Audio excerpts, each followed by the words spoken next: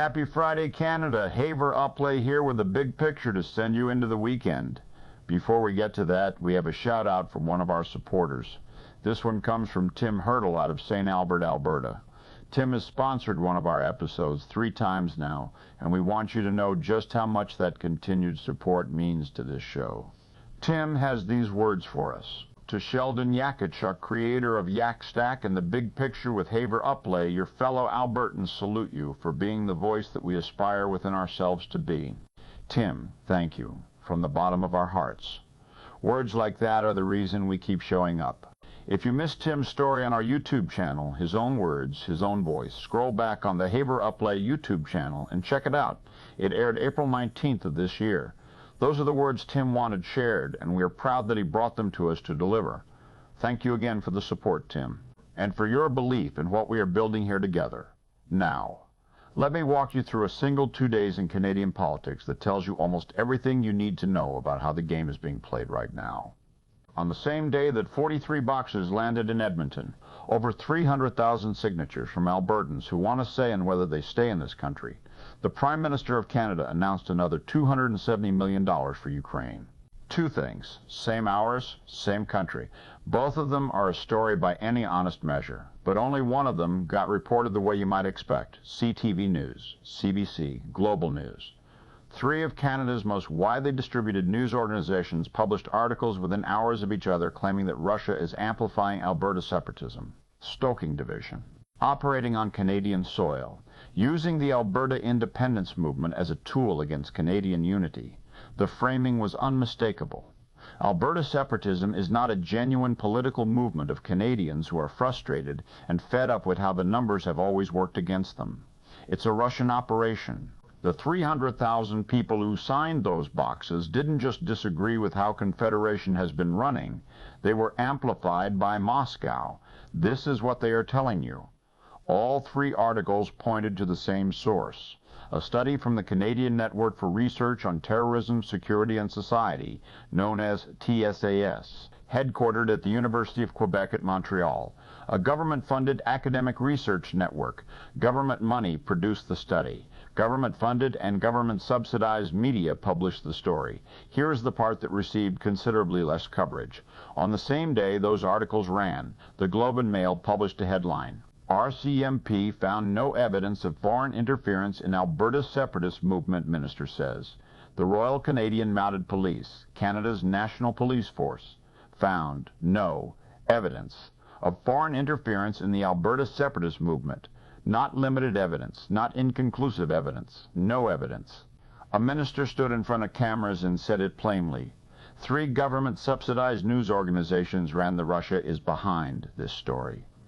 The RCMP's actual finding from the only body with actual investigative authority on this question was buried behind a paywall in a newspaper most Canadians can't access. Now let's follow the money. CTV News, CBC, and Global News do not operate purely on advertising revenue. Every one of them benefits from government money in some form.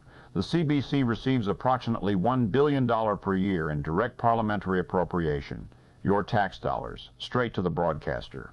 The Canada Media Fund distributes hundreds of millions annually to Canadian media companies, including private broadcasters.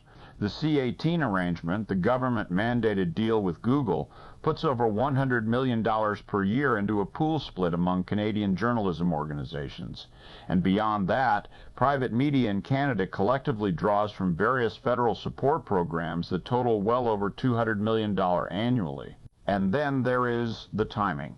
On April 29th of this year, 1 week before these Russia amplification stories ran, the federal government's spring economic update quietly expanded the labor journalism tax credit to include television and radio news operations for the first time.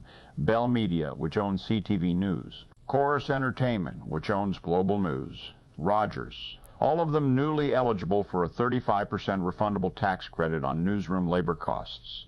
The estimated combined benefit to Bell, Chorus, and Rogers alone, $50 to $80 million annually. This is on top of everything they were already receiving.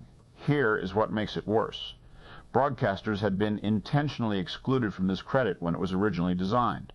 The government reversed that intentional exclusion in the spring economic update without acknowledging it had ever been intentional, and handed the companies a windfall without a vote, without a debate, and without most Canadians ever hearing about it.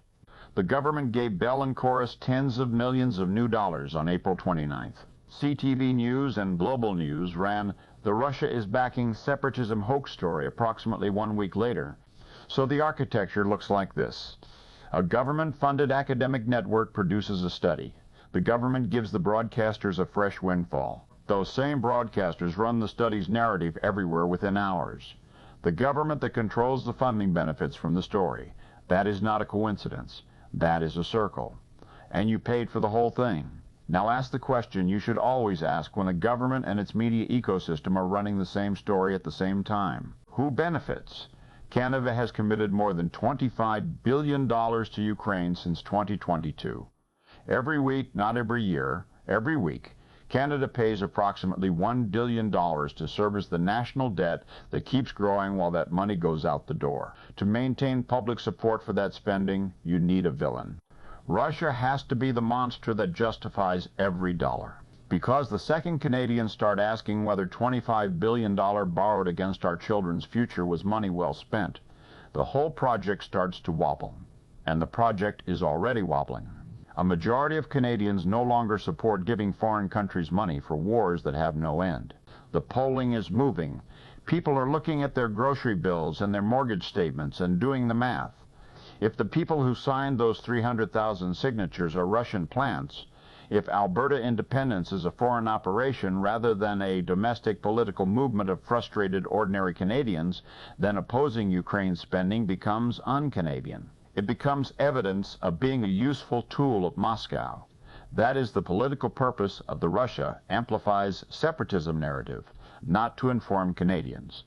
To discredit the opposition to ongoing unpayable spending, and they used your money to do it. Meanwhile, CSIS, the Canadian Security Intelligence Service, has been reporting actual, documented, verified foreign interference in Canada for years. India, China. Not the Alberta separatist movement, not your neighbor who signed a petition. India and China, operating in Canadian politics, targeting Canadian communities, influencing Canadian institutions. The CSIS annual report is specific. China's foreign interference in Canadian politics has been described as pervasive and sophisticated, targeting media, academia, the political process, and specific communities across Canada. India's documented activities in Canada have included attempts to influence Indo-Canadian communities and, in reported cases, more serious operations on Canadian soil. These reports exist. CSIS has been raising the alarm on both for years, and that story gets a fraction of the oxygen that Russia and Alberta gets, because India and China do not serve the narrative. They do not justify the Ukraine spending. They do not make the Alberta separatists look like foreign plants. They require the federal government to do something difficult, to confront powerful trading partners, to protect Canadian communities from real interference, to answer hard questions about decisions that were made. Russia and Alberta requires nothing of the government except the story. A recent Angus Reid poll found that 52% of Canadians believe the CBC should receive less funding than it currently does. More than half. Not a fringe position, a majority. The Conservative Party of Canada ran in the last election on a commitment to defund the CBC. It was in the platform. Canadians knew it was there. The Liberals won. And the taxpayer-funded media that spent the most energy opposing that Conservative commitment is still running, still funded, still producing the stories that serve the government that funds it. Before we get to the big picture, if you would like to have your business mentioned or send a personal message, a dedication, or a shout-out to someone special on one of our broadcasts, visit UpLay.com. Sponsor an episode, send a personal message, or dedicate one to a friend, a family member, or a business associate. Please visit HaverUpLay.com to support the channel and hear your own shout-out. Here's the big picture. 300,000 signatures, 43 boxes. Canadians putting their name to something in a country where signing a petition has started to feel like a radical act. And within hours, 3 government-subsidized outlets are telling the rest of Canada that those 300,000 people might be Russian assets. The RCMP looked. They found nothing. A minister said so on camera. That finding ran behind a paywall while the Russia story ran on every platform those outlets own. The 300,000 Canadians who put their names on those boxes are not foreign agents. They are your neighbors. They are Albertans who have been writing the equalization checks for decades, who watched their industry get targeted by federal policy, who watched their votes get dismissed, who looked at $25 billion going to a war with no end while their own cost of living went vertical, and decided they had heard enough. The Russia story is not for them. It is not about them. It is designed to make the rest of Canada look at them differently, to turn a legitimate political grievance into something sinister, to make the signatures feel like foreign interference instead of what they actually are, Canadians using the democratic tools available to them saying something is wrong. CSIS confirmed India and China are operating in this country. Documented, verified in the annual report. That story requires accountability.